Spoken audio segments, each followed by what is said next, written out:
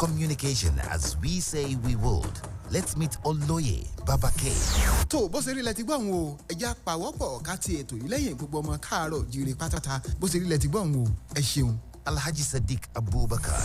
Barkanmu da warhaka ku kasance tare da mu a cikin shirin kowane rana. Ichie Ekene Ezebwe. Ụmụnne m na-esonyela na ya oge ọbụla. Ebe ọ na-akpọtụ ebe ejedebe ya na ebe a nọ. Ịghọtago? Ana m ekwuzikwa ka mmadụ. And Olobowada. Bomigala mewola ikoi udama onsunyogba mewaka dama teduka neki tonyubo kete kinwowo menetiru yijuki de ya nyonwa chakadu udama igala. Join us on Melting Pot every Monday, Tuesday, and Wednesday, 7 p.m. to 8 p.m. as we meet elders from our different ethnic groups in Nigeria and bring you closer to your roots. Live on Citizen FM 93.7 Abuja. Melting Pot. Don't miss it.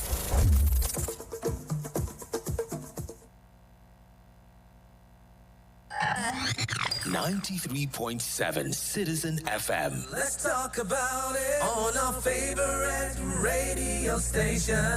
We're more than just a radio station. We are a part of your life.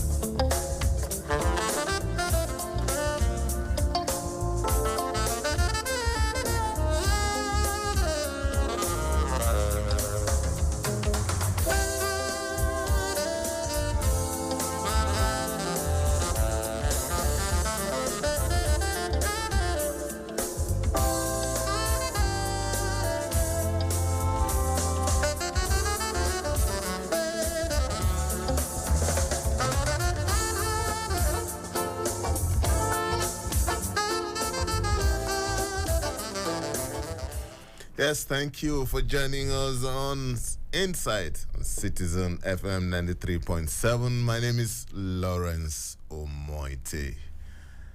Yes, in 4 days' time, Nigerians will be heading to the polls. This will be on the 11th of March, on Saturday.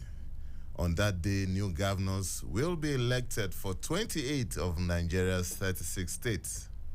New lawmakers will also be elected for the houses of assembly in the 36 states of the Federation. This will be coming 14 days after the presidential election, which is still generating diverse interest across the country.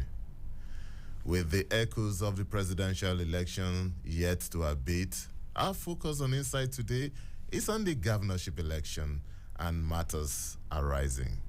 And my guest is Dr. Law Mefo, who is a forensic and social psychologist and also a media and communication. That's how it's going to be.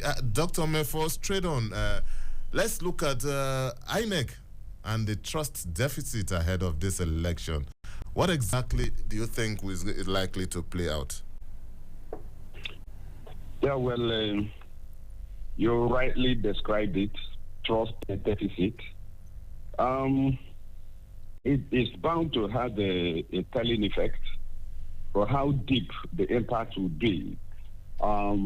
Remains to be seen because INEC really bashed the hope of Nigerians, and not necessarily because Asiwaju Bola Ahmed Tinubu emerged as president-elect. No, that is not the issue.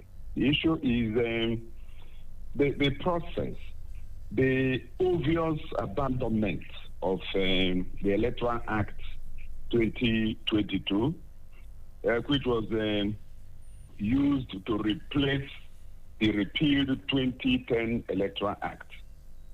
What is the difference between was repealed and replaced with the 2022 version? INEC abandoned that electronic component. In other words, INEC declared the results, collated the results, relying on manual collation only. That is very, very terrible. It's a direct assault and there's an attempt to vitiate all efforts made to bring about the 2022 Electoral Act. Otherwise, there was no need to repeal the 2010. Since what INEC did now is following the 2010. So this is the reason they trust that they would be voting on Saturday as well. So we are free from it. And there are a number of states like mine, Anambra, that would not be voting for their governors, but the houses of assembly. Doctor, talking about the election coming up in fall this time, INEC yesterday approached the Court of Appeal seeking to vary its order, which required it to not tamper with the Beavers machine. INEC is claiming that it needs to reconfigure these machines ahead of the election. In essence, if this is not done, the elections may not hold on Saturday. Was the election hold? The election must not hold. Let's face reality. Since if they reconfigure, let me tell you the implication of reconfiguring just to hold the governorship and House of Assembly election. You see, once you erase the back end, the Electoral Act made express provisions which they abandoned. Okay. I quoted the most relevant clause in the Electoral Act. Okay. Section 64, subsection 4. It says you must declare results subject to. When you say subject to, it means what is called in law condition precedent. Ask any lawyer. Okay. Once you say something is subject to something, it means that there is condition precedent. That condition precedent must exist before you can carry out the act as prescribed. All right, Doctor. That is very simple. Doctor, let's look at the bigger picture. Are we likely to say because we need the parties to inspect these materials, teacher, and this is your forte? Let's look at INEC's communication strategy. Some people believe that there is a need for INEC to ensure closure on this matter by coming out to tell Nigerians exactly what happened, its own side of the story. Do you think this will be a good communication strategy? INEC has nothing. INEC has absolutely nothing to tell Nigeria. You followed the collation process when Dilo, Melaye, and other party agents were raising objection, pointing to flagrant violation of the INEC of the Electoral Act and everything. Professor Mahmoud Yakubu 3 times said, "When I'm done with collation, we will go into your complaint." 3 times. In full glare of national, remarkable demonstration of lack of integrity and honor. Your own word. You say, "Look, once I'm done collating, I'll look at your complaints." And go also and look at the Electoral Act. The Electoral Act says that before declaration of results, where there are complaints, go and read. Where there are complaints, that INEC has 1 week within which to consider this a complaint. Did Professor Mahmoud take that provision of the law seriously? If he really wanted to ensure justice, did he constitute a panel chaired by himself of INEC top management to consider the complaints of a leading opposition party? He did not. Okay. He went on ahead and announced. No, wait a minute. He went on ahead and any further. All right. Dr. Mefa, we really need to take a short break. We will return. And when we return, on all our social media platforms, don't miss out. Investigations, special reports, analysis, and breaking news. Premium Times, a leading multimedia news platform, brings to you every minute stories that helps you make informed decisions and hold public officials, individuals, and organizations accountable. We have cartoons, videos, podcasts, and other interesting content for your delight. For timely update on politics, entertainment, sport, and business, visit our website on www.premiumtimesng.com and follow us on all our social media platforms. Don't miss out.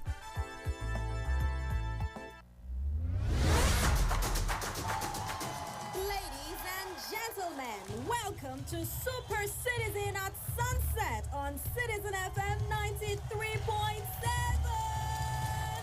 This is the fun-packed radio show you heard about. Did you miss any one of our programming today? Join me, Diddy, from the Citizen Hut when we run through our programs from sunrise. Stay abreast, get informed on news roundup. It even gets better. Do you think you know Nigeria? Answer 3 questions correctly and be one of our daily winners on Quizzes. It is the full package. Let's take you back, way back on African vibes. Let's celebrate the African people, the rich cultures across borders, the languages, the good food, and wealth of excellence on African vibes.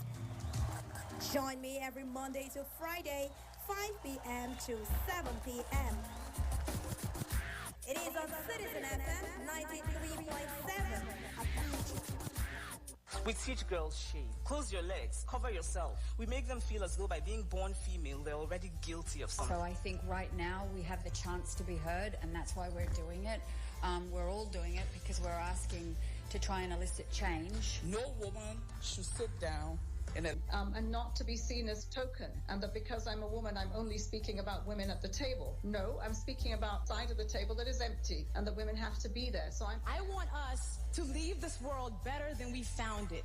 And how I choose to affect population are girls and women also faced with challenges that affect our world and contributing solutions to them. Let's have conversations and get some answers to them through their eyes and voices. Tune in to Perspectives, where we discuss important issues ranging from climate change, politics, health, the economy, and lifestyle on Citizen FM 93.7 Abuja.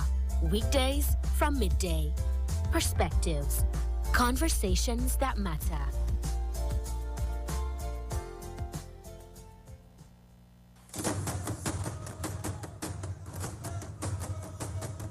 Celebrating our cultural pride is our core essence. Let's bring people together through communication as we say we would.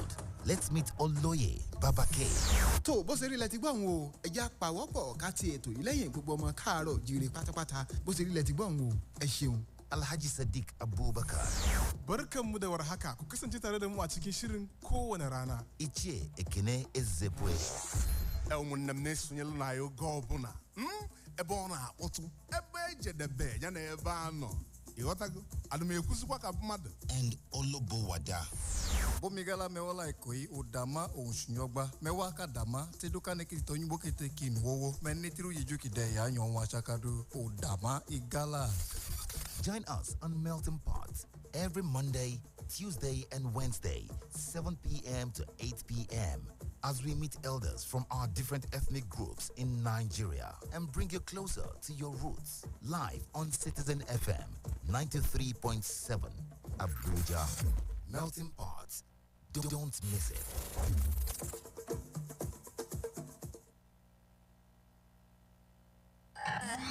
93.7 Citizen FM. Let's talk about it on our favorite radio station. We're more than just a radio station. We are a part of your life.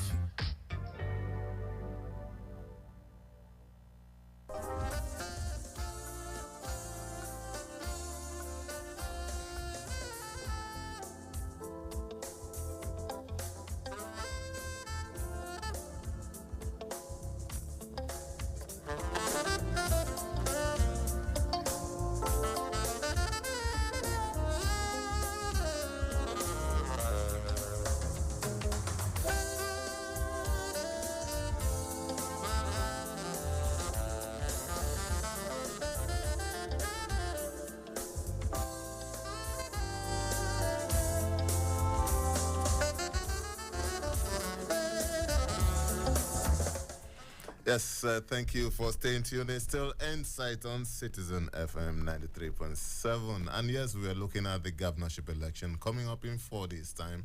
And my guest is Dr. Law Mefo, a forensic and social psychologist, and also a public policy analyst, and not forgetting a media and communication strategist. Dr. Mefo, thank you for holding on.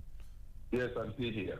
Yes, you can also join us On phone, the lines are open 0903 2229797. I take that again 0903 2229797 or 0818 2222205 or 0818 2222206. Any of those numbers, let's talk. Or you can also send us a WhatsApp message on any of the numbers. And not forgetting that social media platforms are also available. You can interact with us on Facebook at Citizen FM Abuja, on Instagram at Citizen FM 937, and also on Twitter at Citizen FM 937. Any of those numbers, it's time for us to talk. So, Dr. Mefo, the governorship elections and the nature of transition required at the moment, if the country will exit the local governments from their apron string. What you have today is an aberration. So it's not the contemplation of the Constitution in creating the third tier of government called the local government.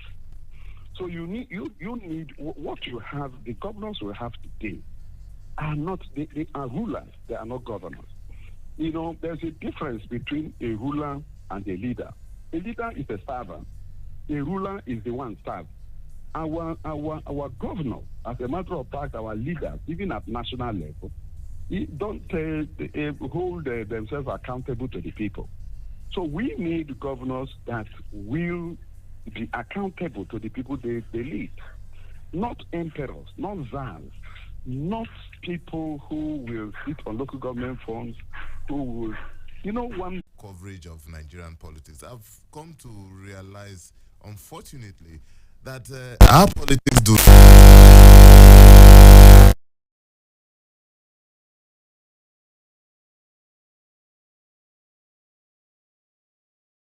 from the presidential to the governorship election, they are not exactly people you can say have a huge dose of integrity. But then that's a story for another day. Going back to the governorship election, how did the governors become so powerful? How did the Constitution make the Nigerian governors so powerful that it looks as if even the president will have to bow to their superiority when it comes to politics now and not just administration? Yes. How did it happen? How did it happen? It's the Constitution. The Constitution of Nigeria, 1999, is perhaps the worst the country has produced so far. That is the foundation of all the problems we face. One is that the 1999 Constitution has imposed a unitary system in a clearly federal environment. That is what has precipitated the wide and wild agitation for restructuring. What does that mean? Restoring Nigeria to federalism. That's just the summary of it. Now, how does this happen? We operate what you call constitutional presidentialism. That means is that we run a presidential system of government based on our law. And it is the 1999 Constitution that is the law, is the ground norm. That is the operational law. Every other law derives its essence and meaning from the 1999 Constitution. And the modern law is that moderates the rest. Now, you have the three arms of government: executive, legislature, and the judiciary. In the center, yes, that is what it appears to be, to a very large extent. You have the quintessence of the principle of separation of power respected at the federal level. But when you get to the states, it's a different ball game. The three arms of government are fused in one person by the Constitution. Even the local government are also brought under the same governor by the Constitution. There is what is called the JAC account. A joint account between the states and local government is chair. The chairman of that fund, of the local government fund, is the governor. Now the state assembly does not enjoy financial autonomy, which means they need to go to governor to collect money. Piper syndrome. Who pays the piper dictates the truth. The National Assembly does not go to the president to collect money because the National Assembly is now on the first line charge. It is still not the same in the state. To even amend the constitution to give a financial autonomy to local government, to state judiciary, and the state legislature is frustrated by the same governors because the governors will force the state assemblies not to concur when the laws are passed by the National Assembly. That is where the problem is. So, if you go to the current amendment that is before the president for his assent, the local government autonomy is not there. It was defeated by the states themselves. The state judiciary freedom of financial autonomy is not there. They enjoy till now very partial financial autonomy. Most of their funds still come directly from the government, the executive arm. The state assembly, the way they are recruited, who are the people in the state assembly? You don't have, you and I know that you don't have the internal party democracy, which means it is the same governors that will decide who will go to the house. The governor will handpick his own men to go to the house. The governor will handpick his own men as a transition committee chairman in the local government. One man.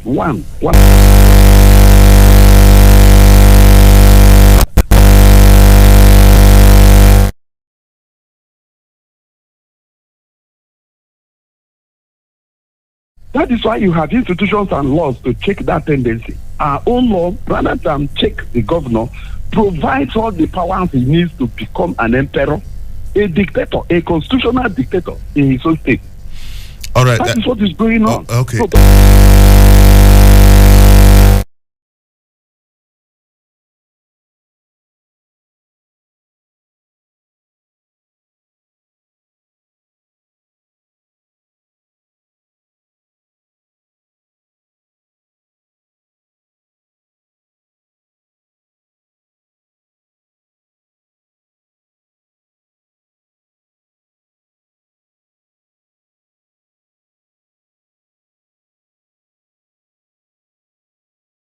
well, I want to see, I want to believe that Labour that made the most gain in the presidential election is likely to create what you may call a bandwagon effect, because they are members.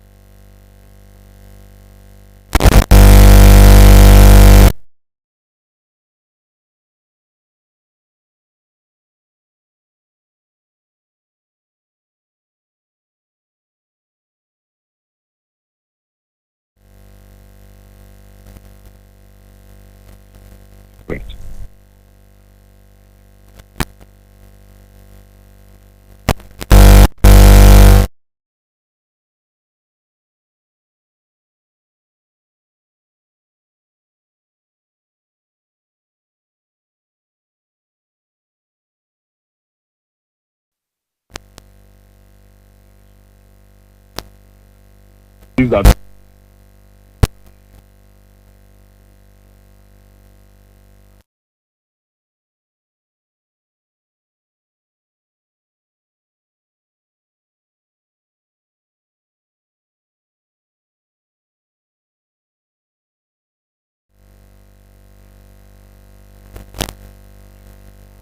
and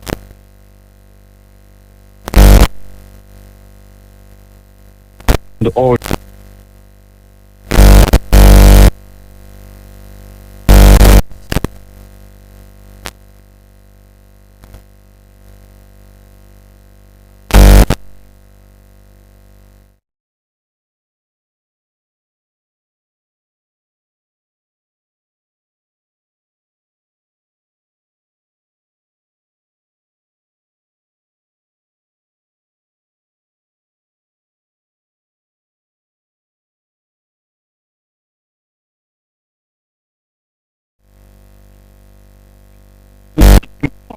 would have a field day without any challenge from our own police.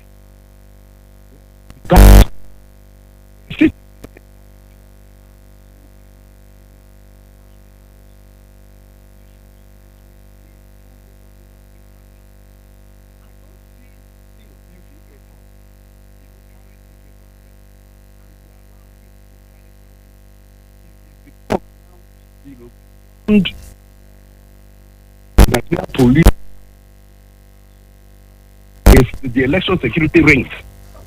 So where that happens, what I believe is that the security agents are compromised and are looking the other way for these people to do what they want to do and win the election at all costs.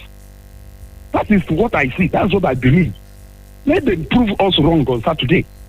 They should try and do their work. Over 400,000 police officers and men were mobilized with taxpayers' money. They should do their work. They should do their work. And so that citizens will feel free to do their work. Look at what happened in Lagos. We saw somebody telling people, if you enter this polling booth, if you don't vote for a certain political party, you are a dead person. And the policeman was there. What did the policeman do? I respected the IG of police to query such a person. So what did you do when this threat was issued, forcing people not to vote for the candidates of their choice? Are they now saying that certain states have been handed over to certain people? This is not right. It is not right. And when you say some people cannot vote in certain places, if you go to a place like Lagos or Rivers, they will tell you to go to your state. But meanwhile, when you are collecting tax, you are collecting from people. You didn't tell them to go and pay tax in their state. All right. Why don't you ask them to go to their state to pay tax if they cannot vote in places like Lagos and Rivers? All right. These things must stop. It must stop. Okay, Dr. Lomefor, we have to leave it at that. We will continue the discussion throughout the week before the election. Thank you so much for your intervention, Dr. Lomefor. Thank you for the opportunity. All right, so that's our package on Insight today. The program returns tomorrow. Have a beautiful day ahead. My name is Lawrence Umotte.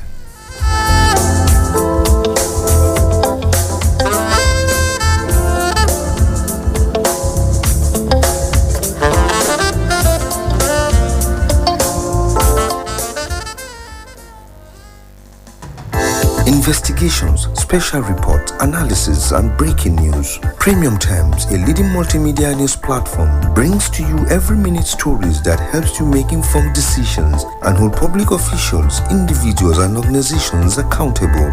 We have cartoons, videos, podcasts, and other interesting content for your delight. For timely update on politics, entertainment, sport, and business, visit our website on www.premiumtimesng.com and follow us on all our social media platforms. Don't miss out.